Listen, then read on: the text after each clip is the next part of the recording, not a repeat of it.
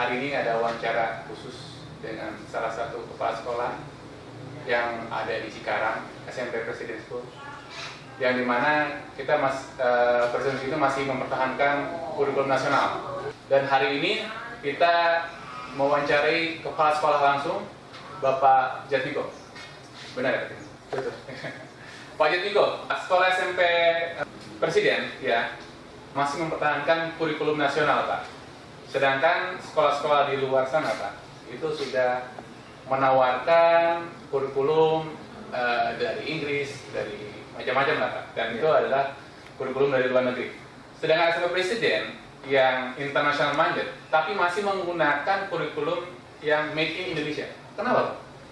Ya, kita tentu saja dari lokasi atau tempat kita kan secara geografis masih berada di Indonesia. Ya. Nah, ketika berada di Indonesia, maka kita pun sadar bahwa inilah tanah air kita. Jadi SMP Presiden tentu deklarasinya adalah sekolah nasional. Meskipun berorientasi secara global, tetapi identitas nasional adalah identitas kita. Nah, kenapa kita mempertahankan sebagai SMP nasional? Karena sebetulnya Bapak pendidikan kita, Ki Hajar Dewantara, itu kan juga menekankan tentang pendidikan pribumi, pendidikan cinta tanah air, pendidikan tentang kebangsaan. Dan ini tentu menjadi kebutuhan kita sebagai masyarakat bangsa Indonesia, yang tentu generasi muda perlu memegang komitmen kebangsaan itu. Ya. Kenapa kita tidak berorientasi pada kurikulum luar negeri? Karena kurikulum kita sendiri juga kualitasnya sudah bagus. Berdasarkan pengalaman saya yang juga pernah di sekolah internasional, ketika memperbandingkan antara kurikulum nasional yang kita kembangkan khususnya di SMP Presiden dengan yang kurikulum ditawarkan internasional yang dari luar negeri, itu sebetulnya mempunyai kualitas yang tidak jauh berbeda gitu. Hanya memang kalau kita menggunakan kurikulum internasional dari luar negeri, itu kan harus diadaptasi ulang. Sementara kalau kita menghidupi kurikulum kita, ini adalah perilaku, pendidikan, karakter, kebudayaan yang sudah kita pahami. Jadi kita tidak perlu mengadaptasi dari konteks yang berbeda atau budaya yang berbeda gitu. Dan ini kan salah satunya kalau kita menjual Indonesia gitu, Pak ya. Ya. Ya. Dan saya kata, dan juga misalkan orang kurikulum luar negeri diadaptasi di Indonesia, terjadi sebuah masalah kultur gap, Pak. Kultur gap bagaimana yang di masa sistemnya itu ya global gitu, Pak. Ya, kalau saya mengadopsi atau mengajak anak-anak untuk berpikir, satu, Indonesia itu adalah identitas kita. Dan kalau kita mengatakan Indonesia, itu artinya plural. Dan jelas dalam kesepakatan kita, dalam komitmen berbangsa, dalam Pancasila itu kan ada Bhinneka Tunggal Ika. Nah, kita ketika ketemu di SMP Presiden memang dari kultur yang berbeda, agama yang berbeda, bahkan warganegaraan yang berbeda. Nah, ini tentu menjadi hal yang wajar ketika kita melihat Bhinneka Tunggal Ika. Artinya perbedaan itu adalah satu kekayaan di dalam hidup bersama, dan itu tidak boleh dipertentangkan. Karena apa? Di dalam perbedaan-perbedaan itu ada nilai yang sama, yaitu komitmen hidup bersama yang adil, beradab, berkemanusiaan, ya, berketuhanan. Nah, sehingga gap budaya itu tentu bukanlah menjadi satu masalah dalam arti bahwa budaya dan keberadaan siswa itu sendiri yang berbeda, ini adalah identitas. Nah, ketika identitas ini dipertemukan, tentu bukan untuk diperlawankan, tetapi untuk diselaraskan bahwa Bhinneka Tunggal Ikaan itu terjadi. Nah, itu yang kita maui dan kita maksudkan di dalam pendidikan juga di SMP Presiden. Makanya kita menekankan tentang patriotik. Oke. Dan hal ini kenapa Presiden itu bisa menjual, ini yang unik nih Pak di SMP ini, bahwasanya ada siswa dari luar negeri ya Pak ya? Iya. Boleh tahu dari negara mana Pak? Dari Jerman ada, dari Singapura juga ada ya. Dan bagaimana Pak itu Bapak kalau tanda kutip kan orang ekspatriat yang ada di Indonesia gitu Pak. Untuk secara tidak langsung mereka sekolah di Indonesia itu agak sesuatu yang jarang Pak. Yang untuk menggunakan ya baju SMP biru putih biru gitu ya, atau putih merah putih gitu ya. Sangat jarang Pak. Bagaimana Bapak bisa menyuruh mereka untuk memakai pakaian seperti itu? Ya, kalau kita meminta mereka untuk memakai seragam kita, yang jelas harus masuk dalam kesadaran mereka. Ketika mereka masuk ke SMP Presiden, mereka menjadi keluarga SMP Presiden. Nah, ketika mereka menerima SMP Presiden sebagai sebuah keluarga, maka budaya dan kebersamaan yang ada itu juga harus mereka alami, tanpa harus memisahkan diri bahwa saya berbeda dengan kamu. Tidak, justru di SMP Presiden ditekankan kebersamaan ini. Ya, meskipun kamu berkeluarga negaraan yang berbeda, tetapi ketika masuk dalam cakupan keluarga SMP Presiden, ya di sanalah semuanya kita rasakan bersama-sama. Ya, bahkan siswa yang dari Jerman ataupun Singapura ini, mereka tinggal di asrama, yang asramanya tentu saja juga mungkin keadaan asrama kita dengan asrama sekolah di luar negeri jauh berbeda. Hanya mereka memang juga menyukai tentang pola-pola pengasuhan, pola-pola pelatihan, pola-pola pembelajaran kita. Apa tidak ada permasalahan Pak untuk perbedaan kebudayaan gitu Pak, dan seperti kan Bapak ini sebenarnya menjual Indonesia Pak kepada mereka Pak, gitu Pak. Karena yang sekarang ini kan Indonesia itu dijual gitu Pak, dijual di negeri sendiri gitu Pak. Dan Bapak sendiri adalah menjual budaya Indonesia kepada siswa luar gitu Pak. Itu Bapak gimana Pak? Kok bisa menjual?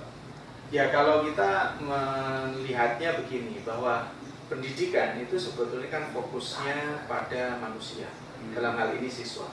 Nah, ketika mereka datang dengan berbagai macam latar belakang budaya ataupun kebangsaan dan bertemu, nah disinilah kita bicara internasionalisme itu dalam arti bertemunya kita dengan orang di luar kita. Nah, dalam hal ini lintas negara.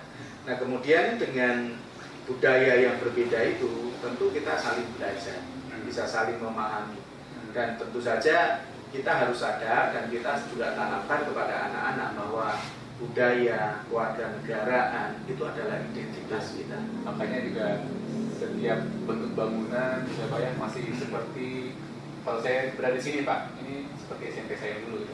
Oh gitu ya. Jadi serba Indonesia banget gitu Pak. Jadi kalau sekarang kita udah bentuknya sudah agak berubah-ubah gitu Pak. Tapi kalau saya lihat di sini maupun swasta gitu, dan saya lihat swasta dengan bentuknya masih seperti negeri yang dulu gitu kan, dan juga masih culture-nya itu Pak yang masih sangat Indonesia. Ini yang menurut saya yang zaman sekarang ini sudah sangat amat jarang gitu Pak. Nah, untuk kita ngomongin masalah nasionalisme Pak. Ya, nasionalisme sekarang kan, generasi sekarang itu adalah problema Pak. Problema yang dimana sekarang ini justru kita sudah mungkin juga tidak hanya sekolah Pak ya, kita bicarakan mungkin ya bangsa Indonesia sendiri Pak sudah tidak sadar akan nasionalisme itu sendiri Pak, karena sudah tergerus oleh budaya dari luar. Nah, bagaimana peran pendidikan untuk mempertahankan nilai-nilai lokal dan membuat siswa itu mencintai apa yang sudah dimiliki oleh bangsa ini?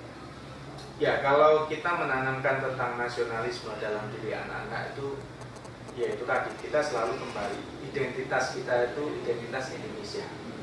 Nah, ketika kita mengatakan Indonesia, kita juga harus mengenal budaya-budaya kita. Kita juga harus mengenal warisan-warisan yang ditinggalkan bagi kita. Kemudian kita bisa membawa atau mewarisi apa dari warisan itu untuk bisa ditawarkan. Nah, ketika kita bicara nasionalisme, memang ada pelatihan-pelatihan yang secara khusus kita lakukan. Misalkan, ya ini kebiasaan lama sebetulnya. Misalkan dengan melakukan upacara, mereka coba belajar untuk mempersiapkan diri saat bertugas.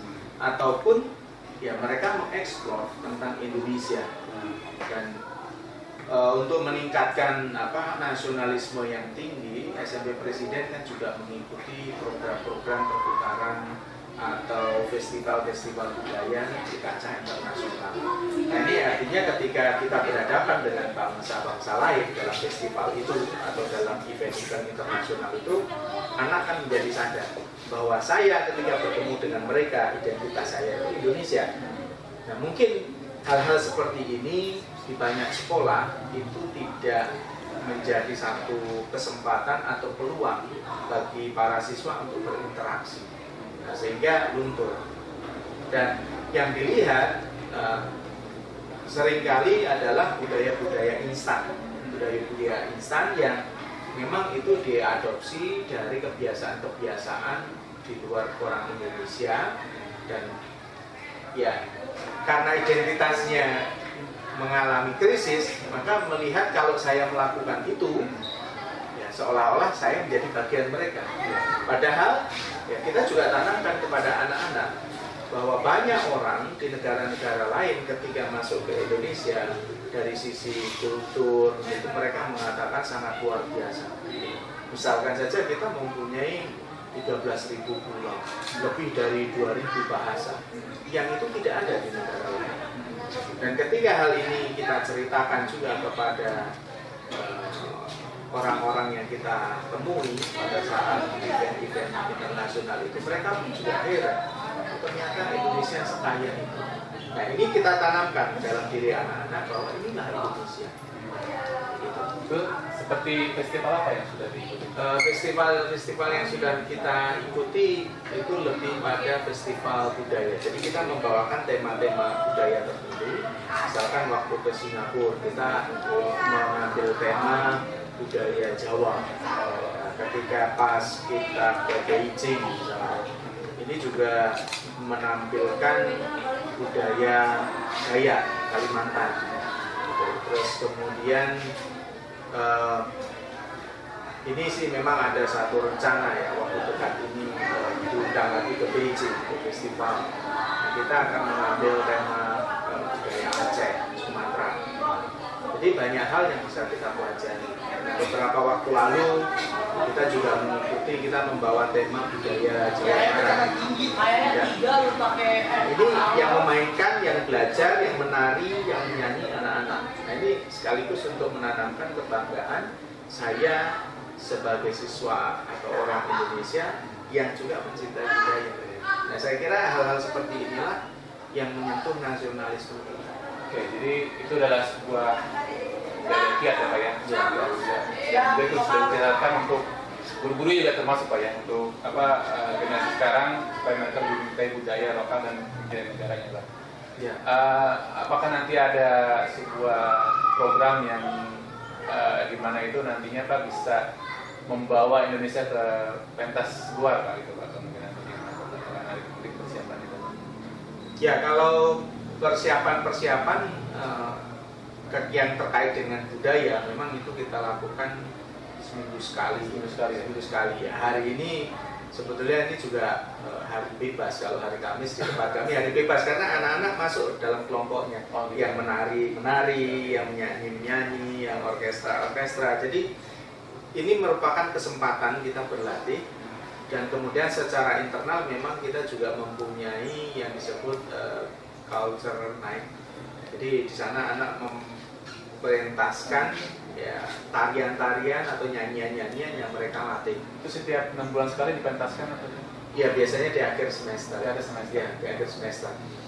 Ya, selain kita juga berpartisipasi di misalkan Jawa BK kalau ada event kita diundang ya, kita ikut berpartisipasi, atau mungkin di Presiden University ada tamu SMP harus mementaskan, nah, kita pentaskan. Jadi ini sebagai satu cara kita untuk mencintai budaya kita, dan budaya itu menjadi bagian dari proses pendidikan. Ya, kalau saya lihat base grupnya sebuah Cikarang, ya tepatnya ada di JBK, dan disinilah mungkin lahirnya Indonesia kembali ya Pak, karena kalau kita lihat di Jakarta sendiri sudah sangat amat jarang gitu Pak ya, kayak gitu.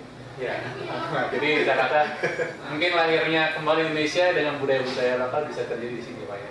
Ya, kita sekarang sebuah musik gamelan yang sudah sangat amat ditinggalkan, tarian Jepang yang sudah juga tidak pernah terlintas oleh siswa kita, sudah sangat amat jarang dipentaskan juga.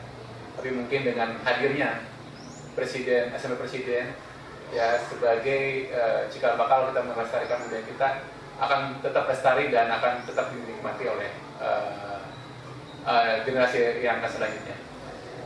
Demikianlah wawancara saya dengan Pak Jatmiko, Pak. Terima kasih, Pak. Terima kasih. Inilah hasil wawancara kita dengan Pak Jatmiko, Kopaspa dari SMP Presiden. Bahwasanya kita tidak perlu melihat sesuatu dari luar, tapi sebenarnya dari kita adalah kita mempunyai sebuah nilai-nilai yang sangat kaya dan kita bisa mempertahankan itu dan kita bisa menjual budaya kita di luar negeri itu sendiri. Semoga bermanfaat. Kita akan ketemu lagi di Presiden TV selanjutnya. Terima kasih.